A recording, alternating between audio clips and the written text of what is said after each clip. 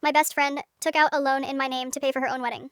For 12 years, she was the one person I trusted with absolutely everything. I found out what she had done 3 months later when a debt collector called my phone out of nowhere. We met freshman year of college and stayed close through everything after that. Breakups, job losses, a funeral neither of us wanted to attend alone. She knew my social security number from the year I broke my wrist and let her help me file taxes. I never imagined that trust would end up on a loan I never signed. The debt collector told me I owed $6,000 to a lender I had never heard of. I told them flatly it had to be a mistake. They sent me the paperwork that same afternoon. My name was sitting right there at the top. My old address from 2 apartments ago was listed too. The signature looked close to mine, but something about the last letter felt wrong if you looked closely enough. I called the lender directly the next morning. They confirmed the loan was open online 8 months earlier with no in-person verification.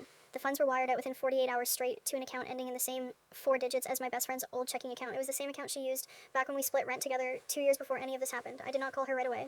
I requested the official loan file first. It listed a phone number used for identity verification. It was not my phone number. It was hers. The contact was saved under a slightly different spelling of my own name. I drove to her apartment that weekend instead of texting. She opened the door, already crying, before I said a word. It was almost like she had been waiting for this moment for months. She admitted everything within minutes. She said she panicked when her fiancé's parents backed out of paying for half the wedding. She said she planned to pay it back quietly before I noticed. She said she was always going to tell me eventually. I asked her one question.